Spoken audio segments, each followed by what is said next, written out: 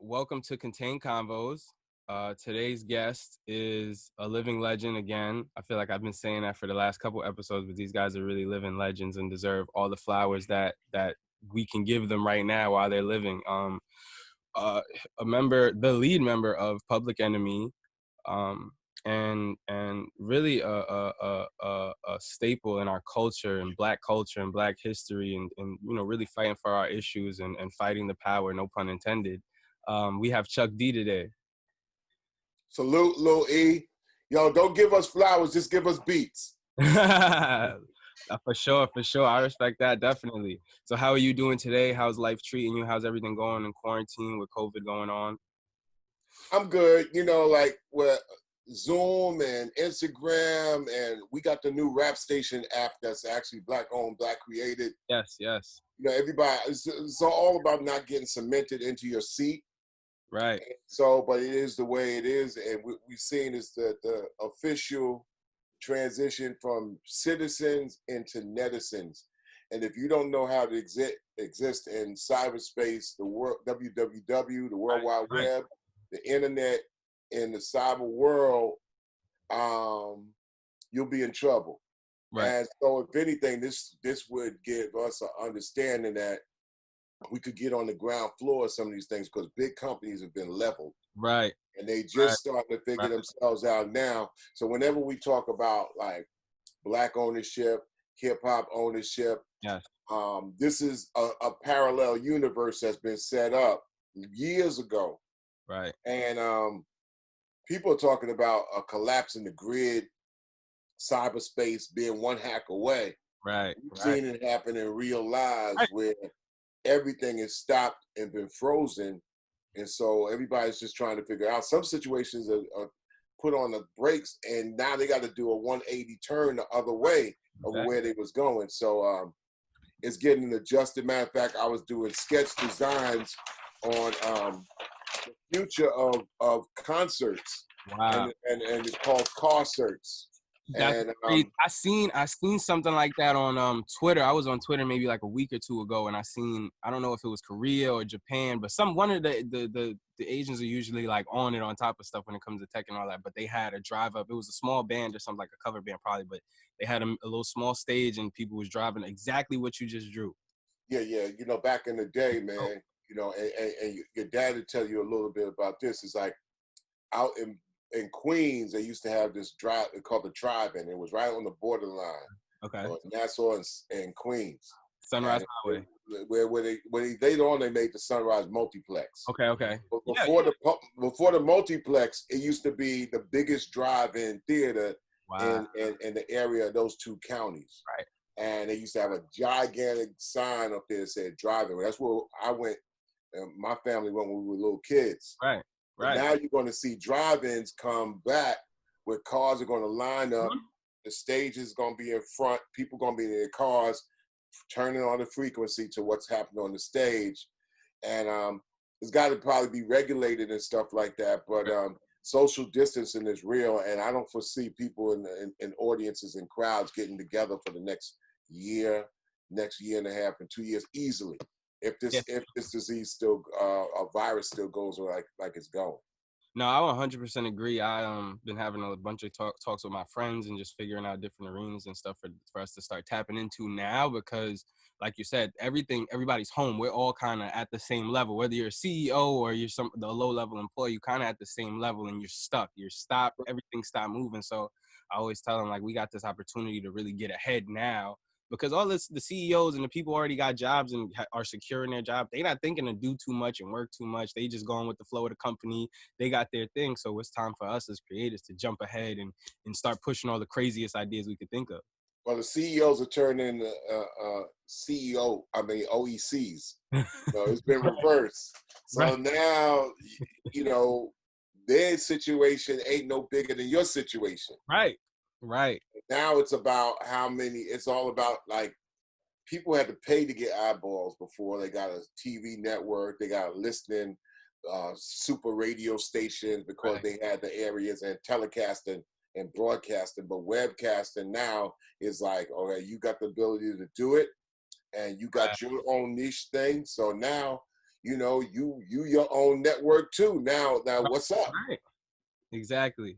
And I'm trying to keep tapping in and talking to legends like yourself and keep building this network that I'm trying to figure out right now for sure. I pulled some lemons from a nearby tree, right? I'm not gonna tell y'all where I'm at. So I mean, this lemonade is slamming, man. So I don't think a computer will make this. Exactly. Look, even stuff like that is forcing people to go outside. Like, I don't even know the last time I really been outside so much since this Right. going on, and be able to enjoy my neighborhood and just take walks and ride my bike and just really get to see my neighborhood.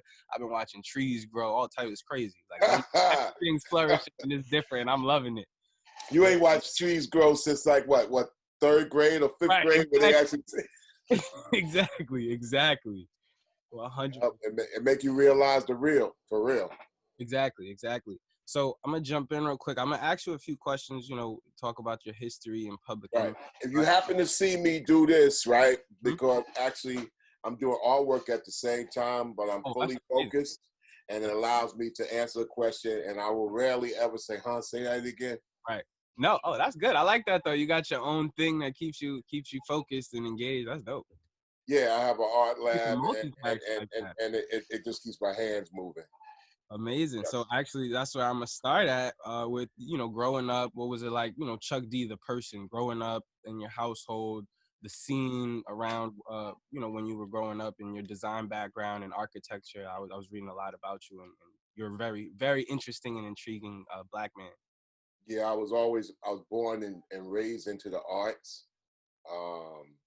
Always did art since day one. Always was the artist in the class, the artist in the school, and I graduated being one of the top architectural young phenoms in high school in rendering. Went to W.T. Clark on Long Island, coming from Roosevelt.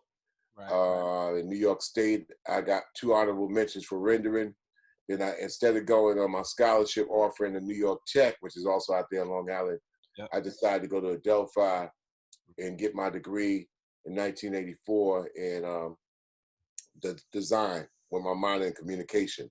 Out of that, became, my works with Spectrum City that's Hank Shockley, Keith Shockley, the mobile DJing group, which was like #1 on Long Island for many years. And then WBAU radio, where I met people like your father and people like that.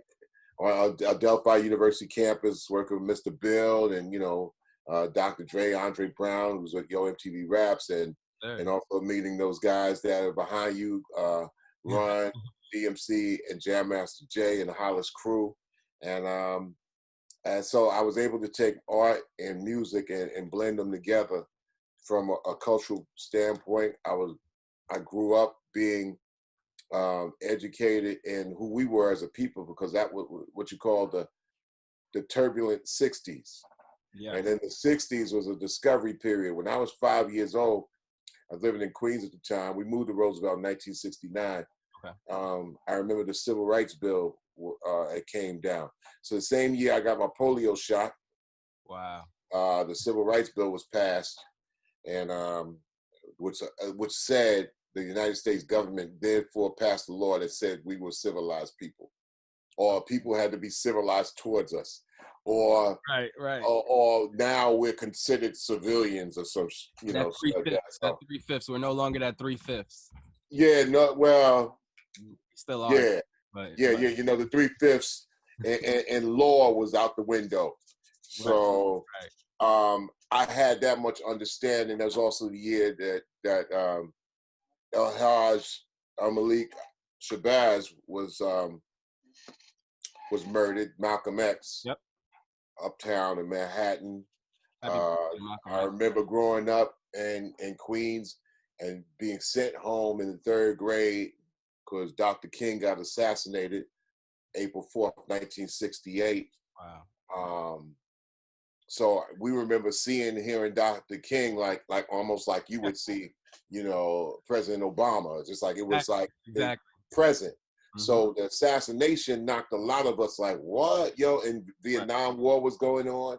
1968 reminds me of 2020, because I was going to school, 3rd grade, Richmond Hill, up in Queens, bus from South Ozone Park, and we got sent home like for a week, and that whole year we didn't have school because the teachers in New York City were on strike.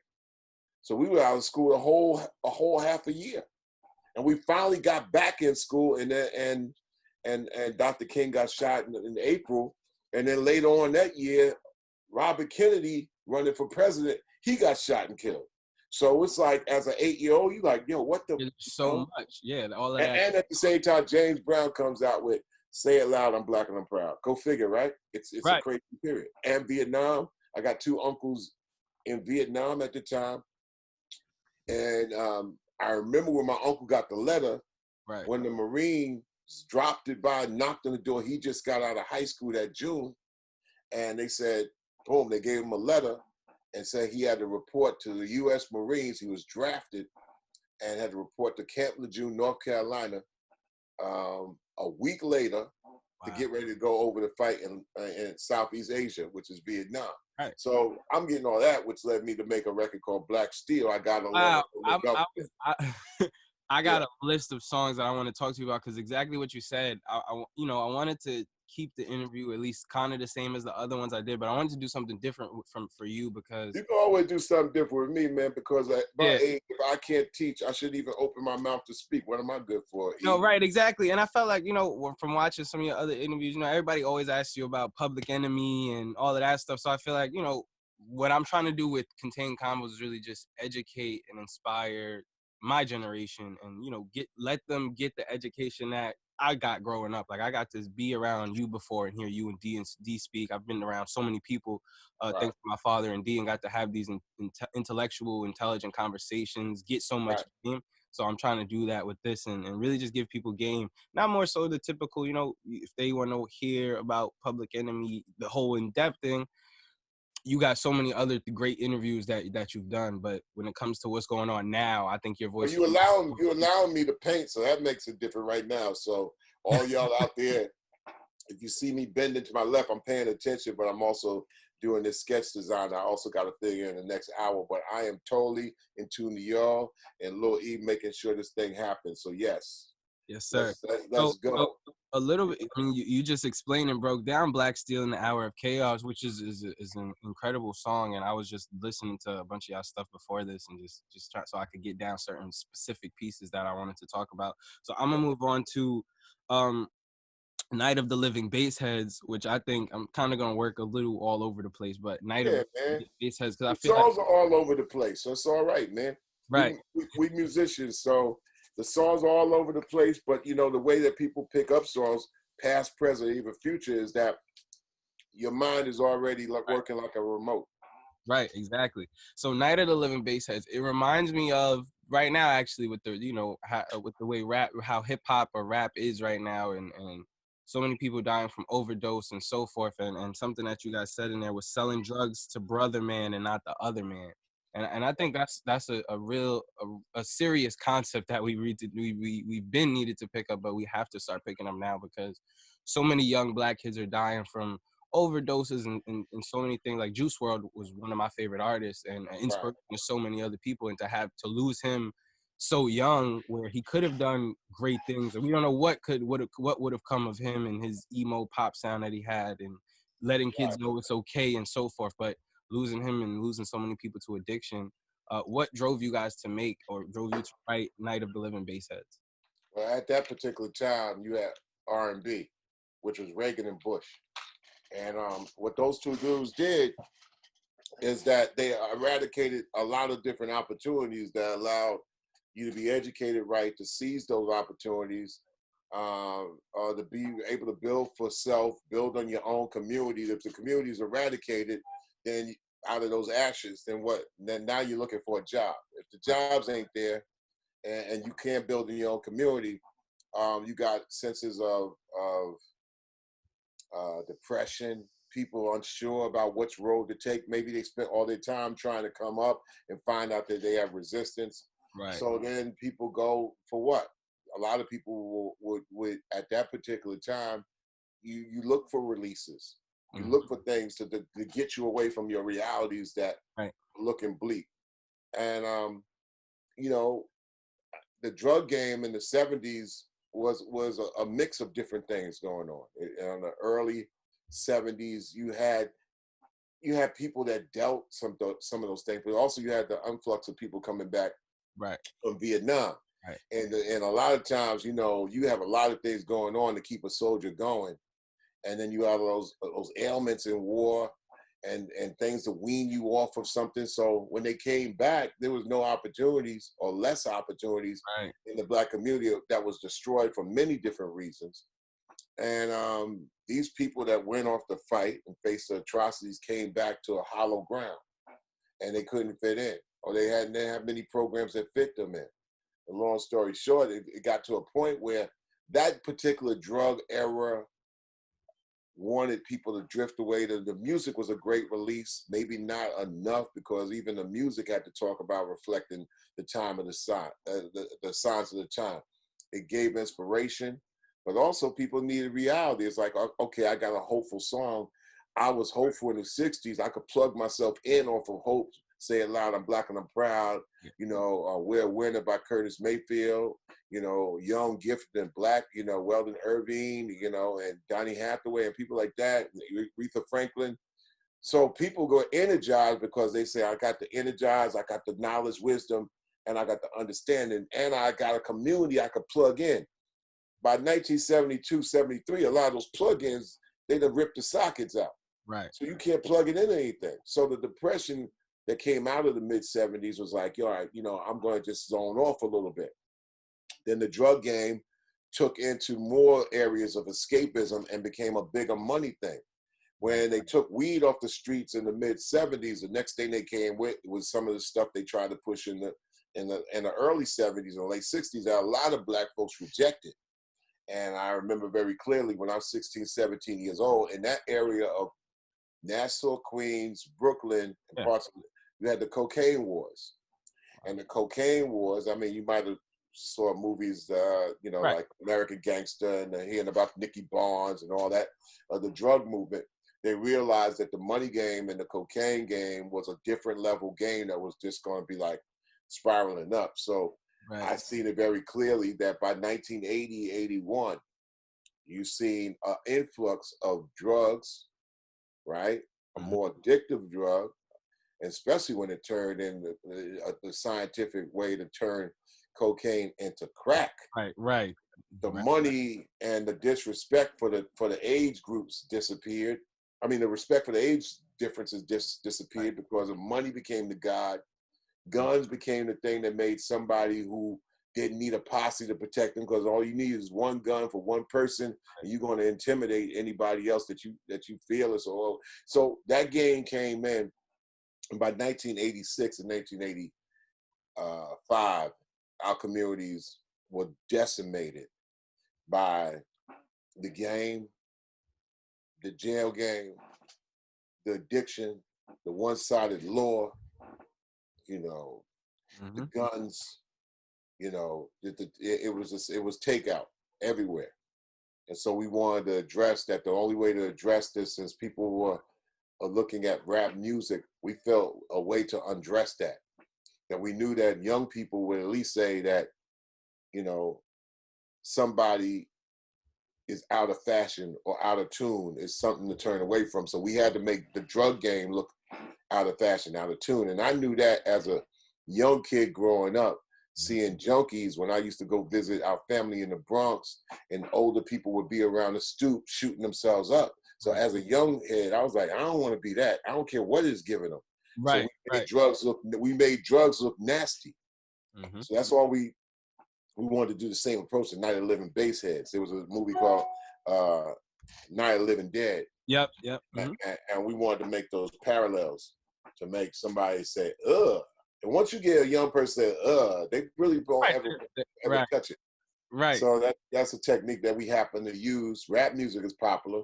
How do you make a younger person say, ugh, that's nasty? So that worked for a while.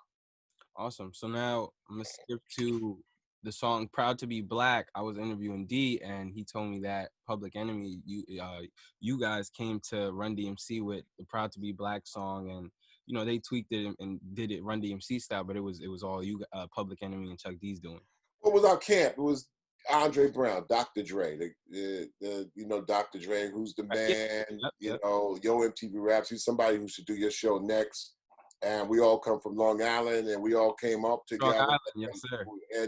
And so Dre had already written "Proud to Be Black" for Run D and J, but I was in the room because I wanted to write another cut called "Us," I think, and we took it in the studio in Chungking, and Russell at the time thought it was a little too deep, and it was deep and it was wordy. I remember I'm like 5-6 years older than them, so I thought that they could probably handle. But really, I think Dre nailed it. Was "Proud to Be Black" because he really kept it simple. He kept it fly. Right. And then once Jay saw the way that he could also keep it fly and keep it right, Jay was amazing, man. Jay was amazing. Jay was everything at the same time, man. He was our union leader. He was the DJ, the orchestrator. Right. He was the dynamic image and stylistic force behind Run DMC, the one-man band, but also he led all of us as like, this is the way to go, to be right, but also be cool. Right. Jay had to be like probably the most humblest superstar. Well, DMC really is, but the most humblest superstar, definitely, because Jay, D will tell you, Jay had an edge to him. Like, he gonna be humble, but don't get it twisted. Right. Don't overstay your welcome. Right. Right. Yeah. 100%. Yeah, I was talking to D about that a couple of days ago when I did his. Like, just like I was watching old Run DMC clips that I found on YouTube from like 93, 90, 86, 87, stuff like that. And it was just like to watch Jay, like he was the guy, like he was that guy. He knew everything. There's never been anybody like Jay, man. Never been anybody like. Look. Our union leader, I used to say a lot of times, is like also Eric B. Yes. But also Eric B. also was a person who also looked at Jay as being that guy. I mean, that guy that he's intangible. He has so many intangibles, man. It's like he couldn't say, Jay is this. Yes, he's the DJ. He's the one-man band. But across the board, he's the dude that really you there's no statistic for. Right. There was no stat for him, And he formed that. And we respected that. And we not only did we respect that, but so many of us use Jay as the blueprint. Right. Right. Before that, like Grandmaster Flash, it's about the DJ and the MCs that follow. But Jay is a DJ, the MCs that follow, but also he would make sure that the MCs were pretty much leading the gamut, but not forgetting the aspect of the DJ and what it's all about. So it's still to this day, almost 20 years later, one of our most terrible losses that we have never recovered from. Nah, absolutely. I 100% agree, because even watching kids now, me and Jay's kids talk often, and even his style, like how his presence as just in fashion alone, like he was that watching and seeing him post old pictures and videos of Jay, and like he's just always dressed to the T, always had the latest. Like he was just in the know. He was just, you could tell he was somebody, if computers existed back then, his search would be crazy. He would be searching up, looking up everything, learning, like you could just tell he was that guy. Well, the advantages, I think, today that somebody in the music and hip hop has is that you have things like YouTube. Yep. So if you're trying to play guitar, you see Jimi Hendrix, you see Jeff Beck, right? You see Tom Morello, Scott Ian, or Anthrax. You're like, oh, yo, wow, I'm seeing the masters at work. I could get that. Yep. But now also YouTube gives you the luxury and the ability to go in and see a Jam Master Jay in action, and to be able to see a Grandmaster Flash in action, and and be able to work on it. You know, what you're not going to get is the crowd right away. But now, who knows? With Zoom and the virtual crowds, you know, you get in the crowds now. Right. So now cats has got to, you know, is going to realize that that's part of the mix, and it's a good thing, I think. 100%. I agree. Yeah, I think it's like, I think this time, although we're losing a lot of people, I think it'll start. Hopefully, it'll just kick something in everybody's brain and show them that the tools that they need to start whatever are right in front of them. You said you're losing a lot of people? Yeah, well, just losing people to COVID-19. But yeah. I mean, I'm not making light of that because it's affected my family as well. But people are going to come and go. People were born and people will pass. That's why it's important to connect the generations and document like you're doing now. Because once an older head go, if it's not documented, that story might go and never be back. I mean, I was just talking about, you know, my dad, he passed away 4 years ago. There's things that he told me that seriously, that if I didn't retain it, it's not going, you know, it wouldn't even be heard. Exactly. Because it's the way he heard, the way he witnessed it. And so his conversation with me can't be really covered in a book unless you cover it in a book. Right. So documentation is a good aspect from these times because it can connect the generations.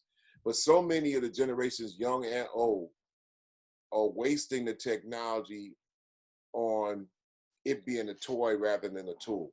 Yep. I get it. You know, it's a fantastic toy. You could toy on there all day long. Right. You could be talking about what you're not happy with, who this, who that. You could hate on it. You could love on it. Right. But the tool that it provides you, like what we're doing now, through a Zoom or whatever, these are things that we could capture and build upon and even go further and spread ourselves so it could be functional to the existence of our futures. Exactly. So I want to speak of stories and that I don't think you've told, or I was Googling and trying to see if I could get a story on it, and I didn't hear anything. So I ain't gonna tell you every story. Matter of fact, some of the stories on here, most of the stories that I know, people not hear. I'm just kidding. Go ahead, shoot. It's the 90s. Ice Cube left NWA and he's in New York with the Bomb Squad. What was that like? Being there and witnessing that and being a part of that. What was that like for you? It's good. We toured together in 89 to 88. NWA looked up to Public Enemy as something that they could come up in their own way. When you look at NWA's first album, they're all wearing clocks. Yep. I wore a clock in my first year. Everybody look at Flavor in the Clock and said we wore clocks. NWA wore clocks. Called NWA and the Posse. And like I tell you, in hip hop, the beauty is that nobody really starts from nothing. Yep. I'm influencing my rhyme style for what DMC, Schoolie D is doing at that time in '86.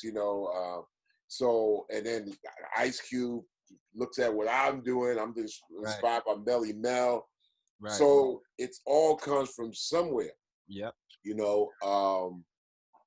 So Ice Cube traveled. We toured in '89 together. We had a friendship, as far as like older brother, young brother. Hey, give him some tips. When I came in, I got tips from Ecstasy from Houdini and Dougie Fresh. Dougie Fresh is really like Public Enemy's like master teacher our first year. And Ecstasy from Houdini. I watched every show by Houdini as we were out there on the tour religiously. I am a Houdini groupie. You know what I'm saying? I can't think they can do no wrong, man. It's like, so, we watched that and you take it and use in your show. But I also had the thankfulness when I would sit down and I would ask X certain things, Ecstasy, and he was like, nah, make sure if you're going to turn your back to the audience, make sure you kind of like point to, Terminator or, make sure it's in the motion of the stuff like that. You'd be all right. Those things were great for me to learn. So I was, when I finally had a little status, that was what I did, with people like Cube and all that. And that was the order or how we all were communicating, at that particular time. And that was the pecking order of how show business is. And being with Cube, when he actually was and I'm also texting somebody and telling them that it's just like, yo, I'm doing a Zoom interview Yeah, with Lil mine just P, went off man. too. I thought I turned it off, so I had my dad No, take it upstairs. huh? I said mine went off just now too. I thought it was mine. I just had my dad take it upstairs. Oh yeah, man. It's like, yeah, let me just tell this person I'm doing a Zoom interview, and they'll get it because everybody wants me to do one. That's why I'm honored to do yours. So yeah, it was Cube wanted to do a solo album Right. with NWA, but Dre was the producer and he was already backed up with, I think he had a Michelle album. He had to do the DOC, and they was trying to tell Cube it would be like 2 years, and back then it's like 2 years might as well be 10 years. Right, exactly, exactly. So they told him, I said, good. They told him, like, yo, man, figure this out, what you gotta do. But this 2 years later, you're gonna do your thing. And Cube was like, I'm ready to do this thing now. Right. So he was able to end around about to the major label Priority that put out the NWA records and distributed Ruthless Records and get an approval, but he had to find a producer. And so when he first was asking me, I didn't want to be in the middle of a situation breaking up a group. I was already had some things going on in '89 with my group that was kind of tenuous and crazy. So I said, yo, man, I ain't trying to get in the middle of it. So I first pointed him to Sam Sever and some other producers in Def Jam. And for some other reason, they couldn't get around, and the communication got mixed up. Cube really was like, yo, I want y'all to do it. And I was like, I'm not trying to get in the middle of this. Right. Cube was hanging around looking for producers in New York, and this is crazy, right? We in Green Street Studios. Okay. And for the whole 1989, I kept saying to Kane, Big Daddy Kane, yo, so we're going to do that record together, Kane, right? And Kane's like, I got you. So the day that Kane came to the studio to record a song called Burn Hollywood Burn, Cube was already there sitting on the couch. Wow. He would come hang out at our sessions. Right. And when Cube was there, he was like, so how did so-and-so? He said, nah, I can't catch up to so-and-so. And Cube was kind of like, I'm trying to get you all to do it. I'm like, Right. So me and Kane going over this song, right? Burn Hollywood Burn. And Cube's is like, yo, I want to get on that. And me and Kane was like, yeah. Yeah, right. What back then is collabs didn't work like they work now or like they worked the last 10 to 15 years. Back then, there's 3 different labels involved. Cube with Priority. Right. Big Daddy Kane with Warner Brothers. And we was with Sony, which is CBS, and right now definitely have distributed that. Yep. In order for that to happen, you had to get each one of those major labels to say cool, and they were all like kind of against each other about their artists. So you had to get these clearances. But I had enough weight and power at that time. I just said, you know what? It's me, Kane, and Cube on this record. Y'all gotta just make it happen. Right. So that's all the heavy hitters. That's how it happened. It happened. Cube was on the couch. He's like, yo, I want to get on that. And that's how Burn Hollywood Burn happened. Amazing. That's dope. Matter of fact, that's how Cool Thing happened with Sonic Youth.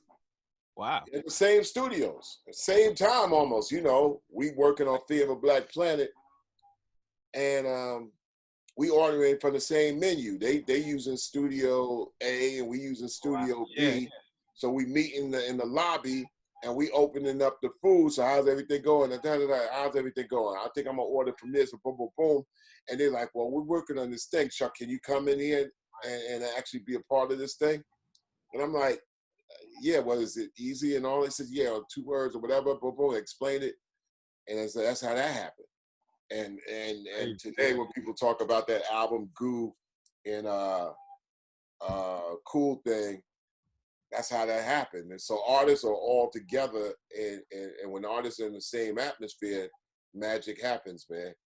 And so I'm thankful for that, and I'm also thankful for really seriously being an associate of Ice Cube, a brother, a friend.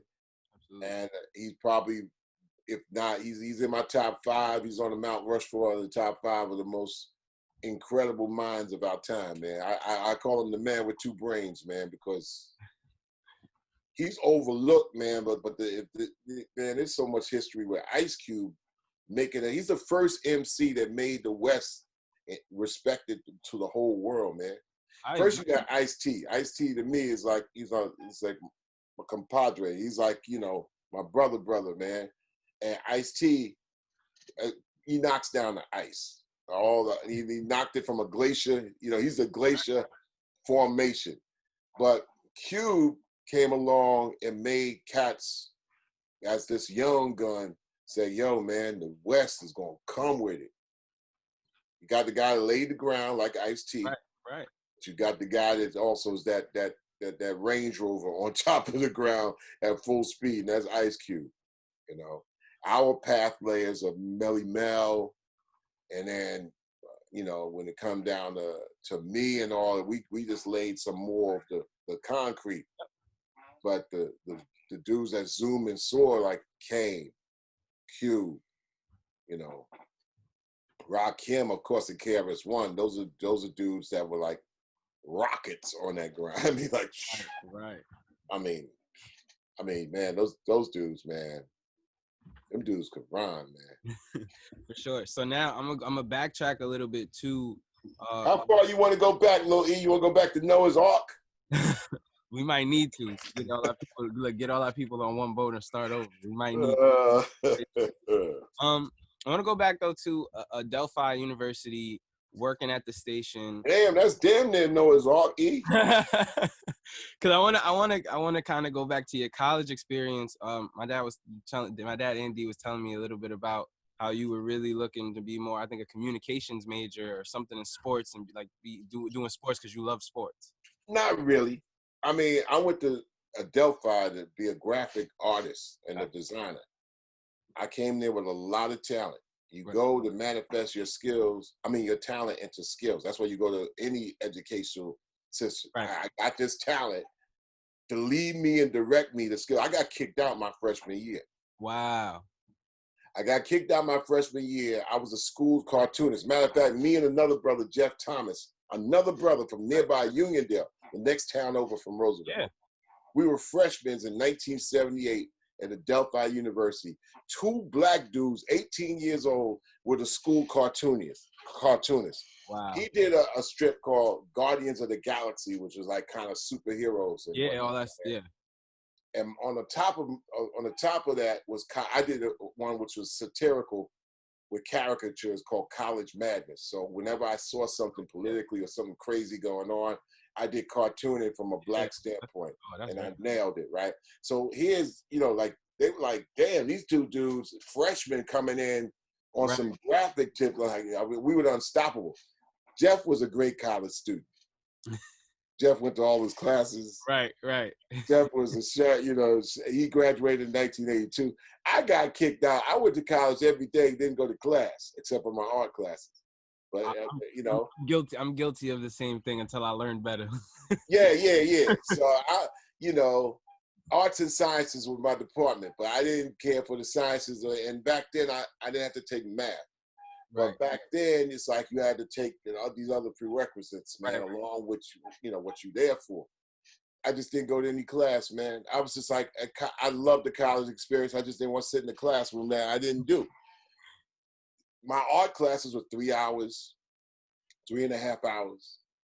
Nude models all the time, which I was blowing my mind at 18 years old. I was like, whoa, your friends don't understand art. They're like, yo, man, you got naked chicks up there. I was like, they nude models, bro.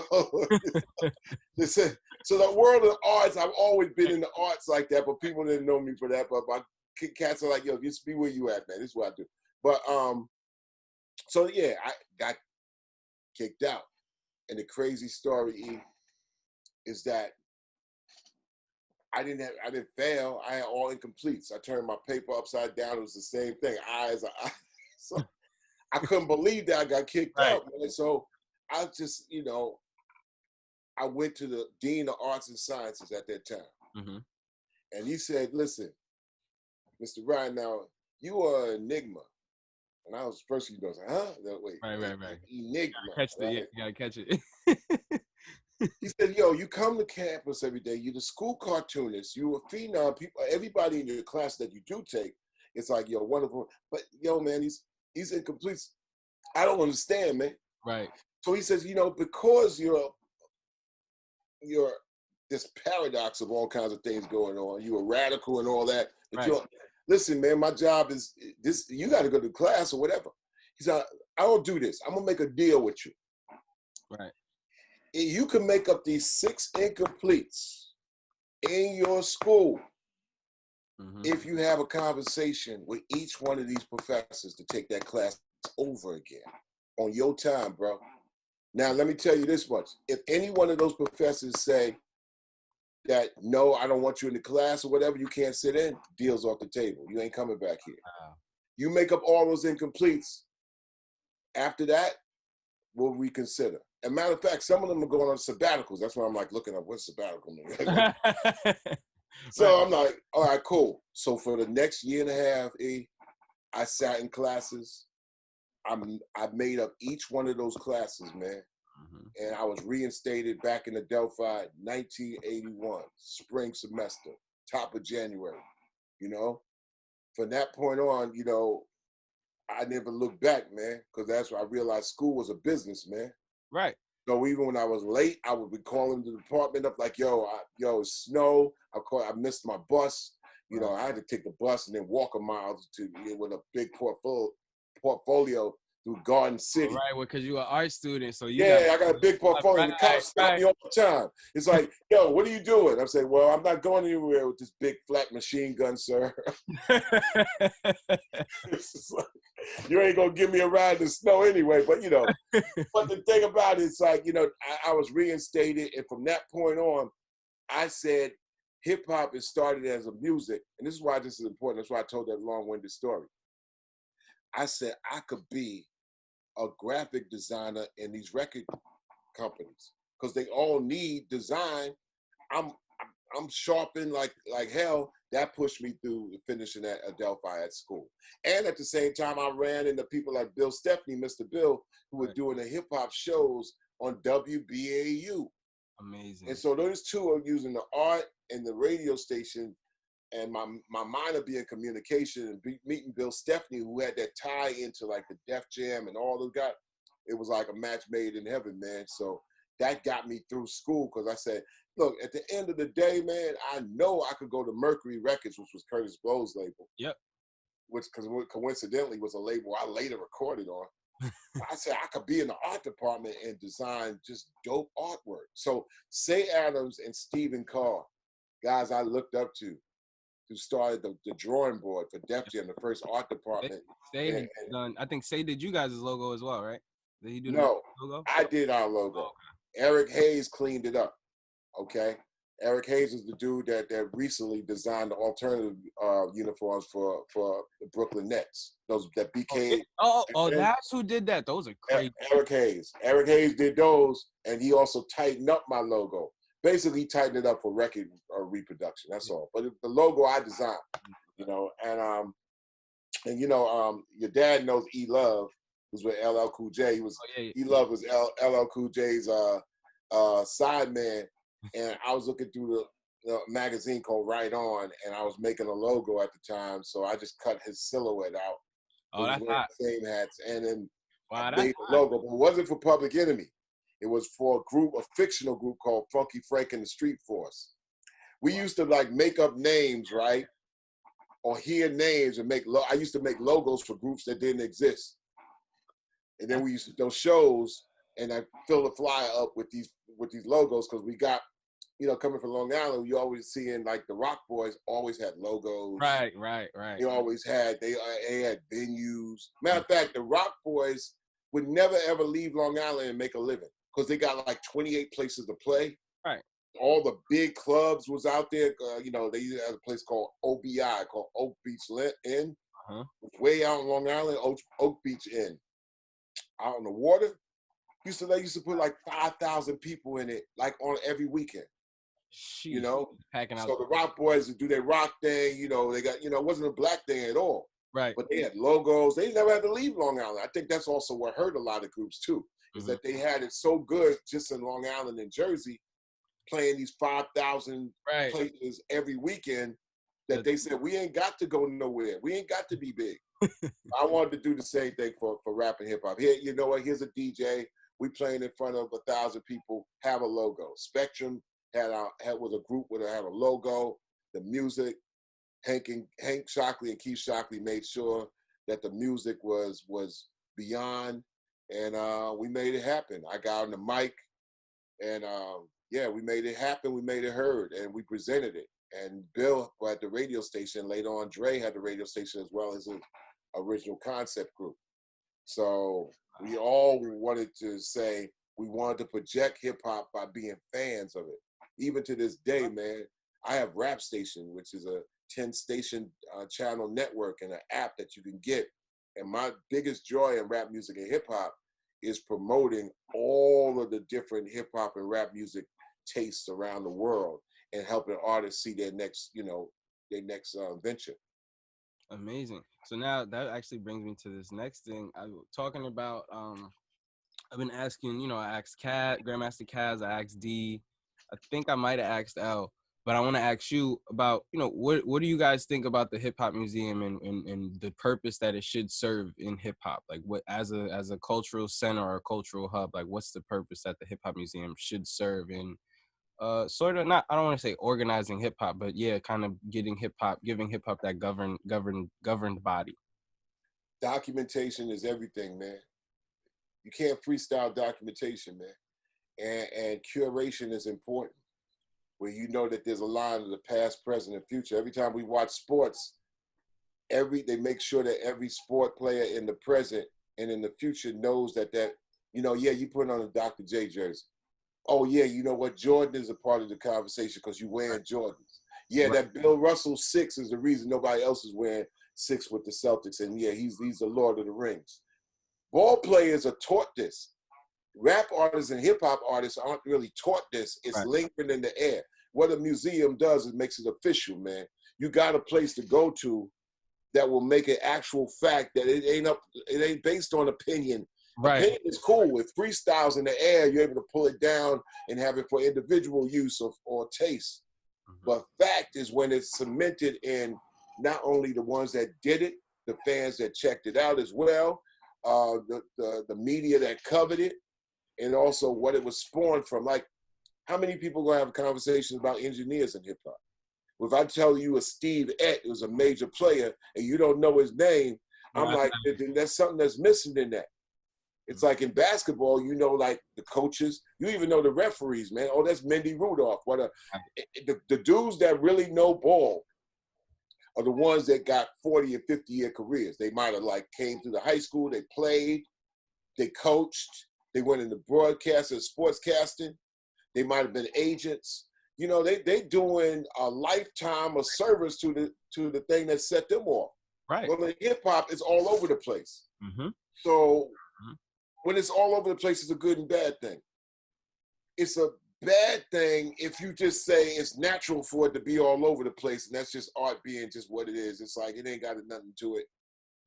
Nah, that's like looking at a crib and never having to do any maintenance on the crib. The shutter itself, that's a crib, and natural happens to it. So if the shutter just fall off and the window break, that's just life. I mean, right.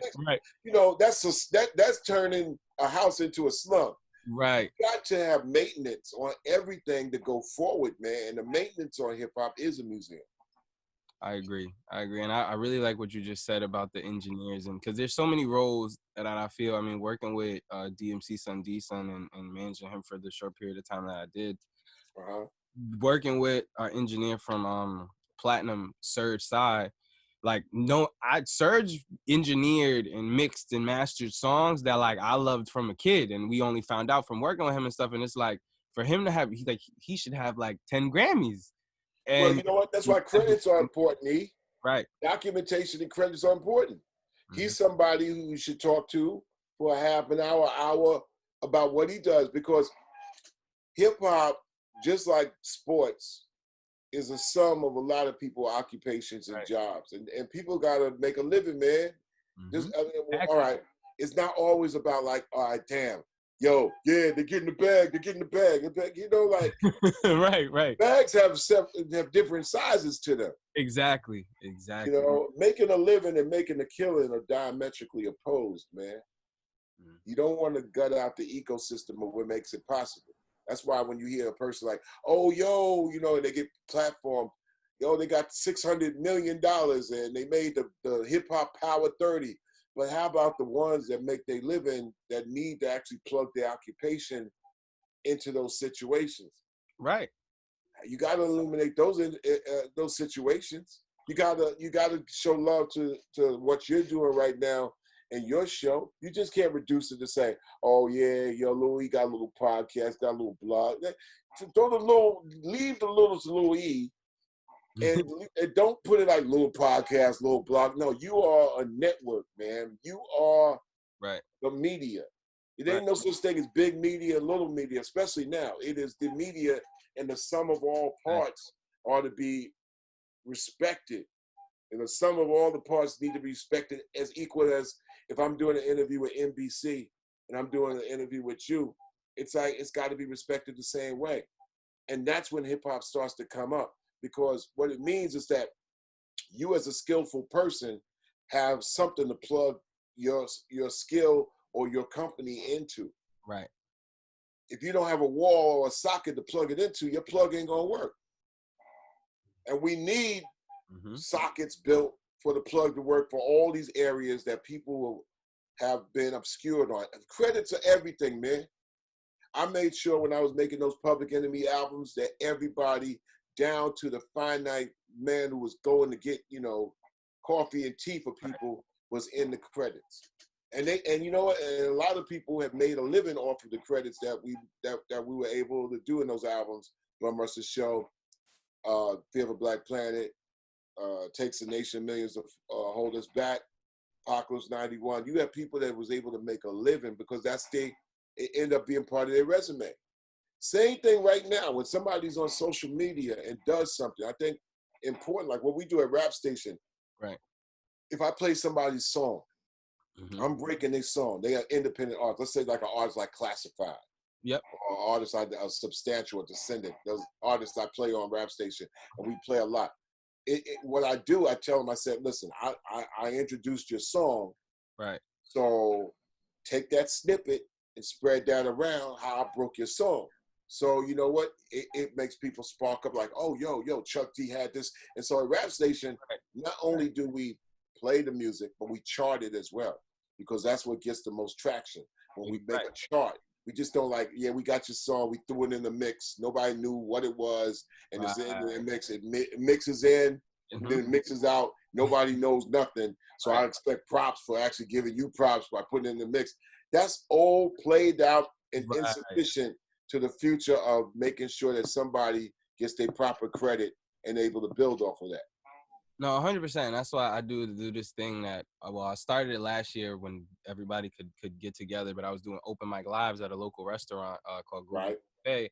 And now with this going on, my friend B-Law, who was partnering with me to do it, he was like, yo, let's do open mic lives on your company Instagram. Right. So we did those, but then instead of just doing them, I felt like, all right, cool, let's do it. Let's create a playlist on Audiomack, because I find that a lot of kids aren't on Audiomack, and it's just kind of giving the artist a platform that's not so littered with like the whole major label presence, and where labels aren't paying and so forth on that platform to wash out any newcomers the way they do on SoundCloud or Apple Music and stuff. A newcomer drop, you're never gonna see it. But that platform, it's all equalized now, bro. Let me tell you. It's all equalized now. What was the main rule of thumb over the last 20, 30 years in promotion? It's flipped all the way around. Let me tell you, how big was the club that you was doing at the cafe? I want to say max maybe like 100, 150 people. That's the venue of the next 2 years, bro. Number one, it got to a point where promoters got so greedy because they knew what happened. Look, I played in front of 4 million people the last 4 years with Profits of Rage. Yep. So we play in stadiums, right? Promoters were getting so crazy that they knew that now, because of two things that happened. A, the sound system is digital. So you can boost that sound to smack off a stadium back. So you can hear it if you're in section number 1,649, right? Right. The thing that they couldn't figure out, like, how could you see it? Screens changed the whole game. Mm-hmm. So like you see a screen in your hand on your phone, Yep. you can see it in from one section 1,249 because of the LCD screens. Right. And that changed the whole game. So I could sit way in the back, upper deck, We'll get but it. I could see it clear and I could hear it clear. But do you think the promoters would actually lessen the price and call them $2 seats? No, they're still going to charge $200 for those seats. Mm-hmm. So everybody got into this thing of, you know what? We're going to tour. We're going to get these tours. We're going to promote, and we're going to pack them in. If we got 50,000 seats, we're going to put 65,000 seats. The whole key in promotion was pack them. If it's a place that hold 100, if we could escape the fire law, we put 150 in here. You know what I'm saying? Right. Right. Next 2 years, man, not only will the law not abide to it, but people are like, they're not really going to be packed up with people like that. And I've been telling people that too. Like, people aren't. I feel like there's a lot of people who think this is like going back to like normal, and it's not. Like, people are gonna be so scared and fight. Like, this has created such a fear in people and such a OCD kind of reaction. But small places are coming back, E. I mean, no, small places will exist. So now it's a time for this what you do. Mm-hmm. Let's say where you live, small cafe, only can hold 50 people. Mm-hmm. Could be a little bar, whatever. Mm-hmm. You got that thing, you have performances come through. The thing that makes it different, how you got your spot wired up. You got your GoPros in every angle of the place. Right. And it's all about your followings and about your social media. So now you're going to see a place like you're going to see a guy like John Legend, right? He got money, right?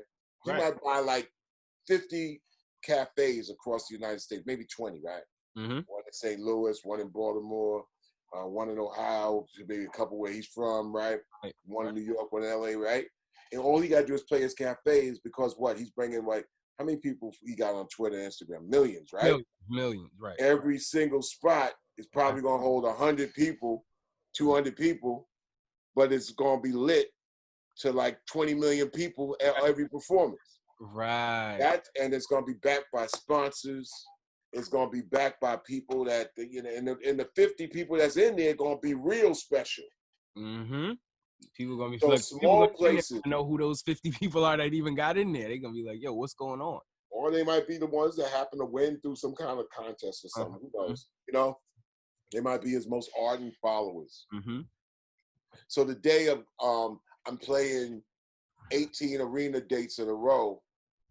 Oh, then now you're going to play the Garden, but the Garden, which holds 20,000, now it's probably going to hold 5,000 because people are going to have like 5 feet of distance between them. Come on, man. This is not practical.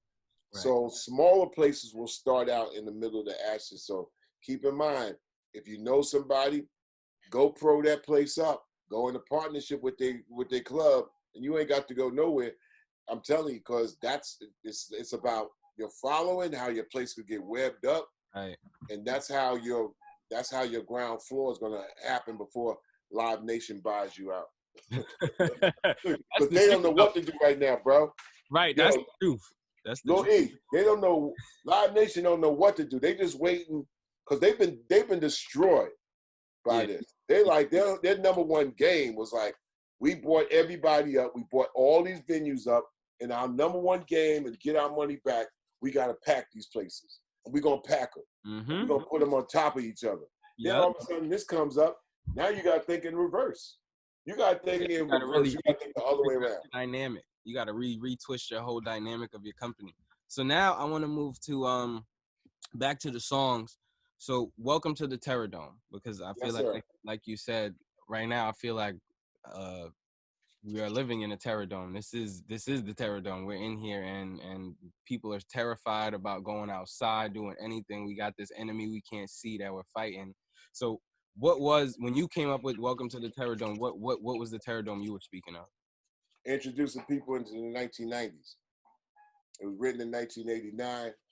I had a crazy 1989, and Welcome to the Terror Dome was this thing where I said at that particular time, we're going into the 1990s, and it's the crossroads of Black culture and people in the United States of America and across the world to be recognized as people of color as being part of the makeup. If we get ostracized and not even included into the mix, right, you know, when it's like a decade, either Black culture is going to move up or we're going to be smacked down, and it's going to be a different turbulent decade than it was in the 80s, which was R&B, it was Reagan and Bush. Right, right. And even then, that was 30 years ago, bro.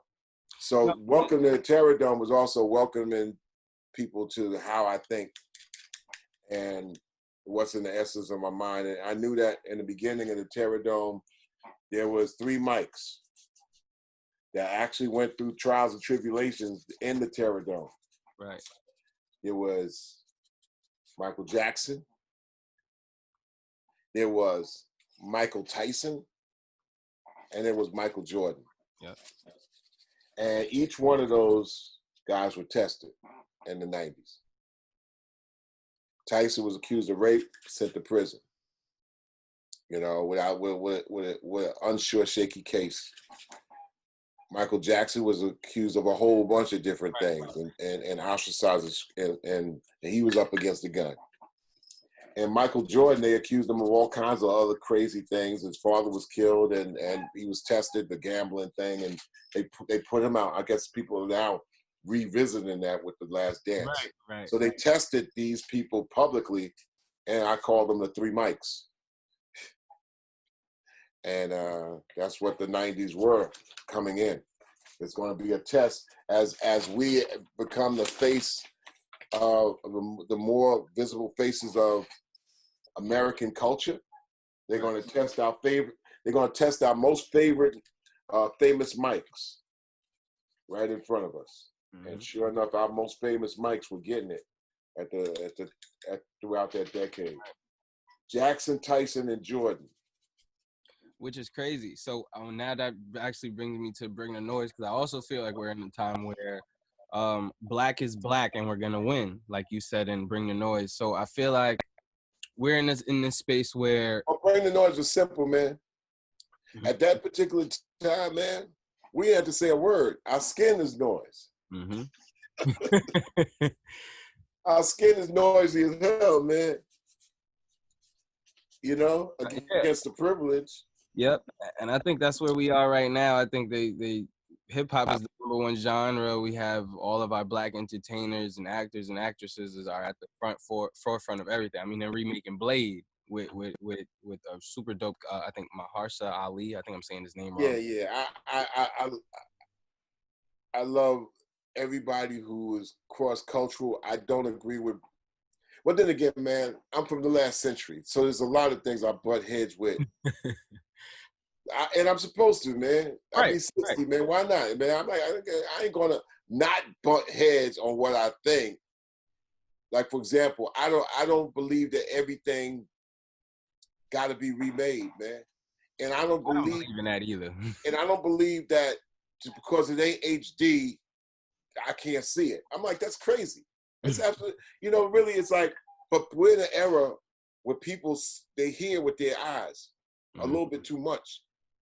Definitely. You know, Ray Charles even said that with people. Ray Charles said, listen, number one, you hearing too much with your eyes, man.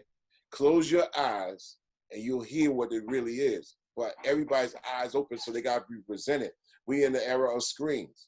Screens give you audio and visual. Yep. But the visual takes over so much that the audio is obscured and not really heard or listened to. You know, so a lot of times the truth might be right here in front of your eyes, but if you don't see it as truth and it is already truth somewhere in the line what is being said to you, I mean, like we all multitask. I'm from the beginning of the multitask situation with my mom. As I'm doing my homework, I got the TV on. She said I definitely ain't paying attention because I got the TV on because I'm from the TV generation. Right. And I'm like, I'm doing my homework. No, you can't be doing it because she's not from the TV generation. Right. She's from the radio generation. Right, where you can listen to the radio and do that, but we in the screen generation. So this, you know, it's like right. There's like 9 or 10 different things going on with younger people today. And here's another thing, Lil E. Here's another thing. I never, ever use youth as an excuse. So when somebody younger than me says, well, you know, I'm just young. I'm like, yeah, but you older than many and you younger than many. So what are you telling me? Like, if you 22 years old and tell me you young, that ain't working with a 12-year-old. No, exactly. You know, I could say I'm old, but my old is gonna work to people under 60. They ain't Right. gonna work to a person that's 71. They're gonna be like, you ain't old. What are you talking about? Right. So Exactly. it's all relative. So I think what's lost in the digital era is context and what's relevant to who you're speaking to at that present time. Time is constant, but it always moves based on the perception of who's dealing with it. Number one, the perception of the planet is that time is divided into time zones mechanically. So we 3 hours different from the East Coast. I'm out on the West, but also I'm 5 hours different. I mean, I'm 8 hours different from UK time. I'm 9 hours different from Western Africa and Western European time. Those are constructs. Mm-hmm. But also time, as far as a perceived time, if we in the same time zone, they're not even equal. Because some people, as you know, E, Mm-hmm. is people that don't treat time like you treat time. Right. So Exactly. you can't share time with them. It's like, dog, Exactly. I can't share my time with you because you're looking at this hour different than I'm looking at this hour. Right. And I do that with my friends and other kids when we hang out and stuff. And me and one of my friends were just talking about it, looking at the past couple years, like now sitting, we didn't hang out a lot. We didn't go to a lot of parties. We just was focused on figuring out us. And you look at it as something bad when you in that moment, you're like, damn, I wish I could go out. I wish I could do these things. But now you're saying, you're like, well, nobody could do nothing. And now I did all of that work then to be ready and prepared to do what I'm doing now. So Right. Did I even miss out? No, I never missed out. It's just, it's all in your head. It's really what you make of it.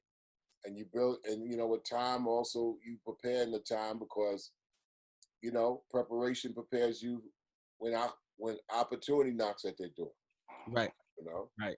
I think when I went to Delphi, the college, it prepared, everybody comes in there with some kind of talent. Right. But coming out of there, you got to have that skill. A skill works for you whether you sleep or awake. Your skill got to work for you. You work your skill into the situation you plug your situation into. Exactly. Talent, you could take talent anywhere.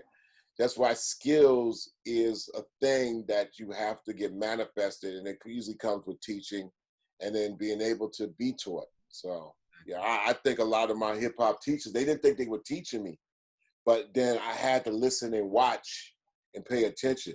I learned a lot from your dad just on how he deals with people. Because dealing with people, right. You don't handle people, you deal with people. Yes. And it comes with a flexibility. That's an art, that's a skill that's not really appreciated in this business. It's not really appreciated in this business, how to deal with people and treat everybody like you want to be treated. Those are basics, man. Right, exactly. And you absolutely right though. Watching my dad when I was managing DMC Son, like I learned literally everything from him. And I feel like I've been having to train in my whole life because I've just been around him and watching him how he deals with people. So I feel like from young I've always known how to talk to people and deal with people, because it really is the simple lesson of like treating people how you want to be treated. I guess just watching him, I learned it super young. But that's a concept that a lot of people miss. A lot of people miss it, and this is why I said this goes down to the territory of this business is made up of a lot of different people who for years have never ever gotten acknowledged as just a simple thank you. Right. I mean, there's people from the 60s and 70s and 80s who have died like silently, man. Mm-hmm. In the 90s, all the way up to now, who might have contributed in the 40s and the 50s and 60s and 70s and 80s. Might have contributed like 10 years ago. Right, exactly. Can't get a job in the business that they are, but it's those that have the ability to shine light and discover that. And this is what a lot of people do in Europe.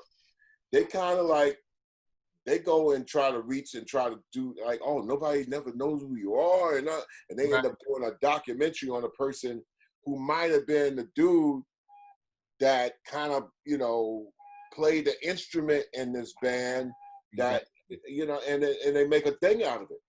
They just say, yo, man, no, not only do we do a documentary, but we have a fan club for this person. We're like, wow. Right. No, and I think that's something in hip hop, like we really got to get together and get unified, because there's so many people, unsung heroes, that just go and never get their flowers, and people just don't appreciate them or appreciate the time. I think like the managers, the engineers, the producers, Yes. DJ, even the DJs right now. There's this lost art of the DJ and right in hip hop right now, where they're not Especially the black DJ. Listen, right.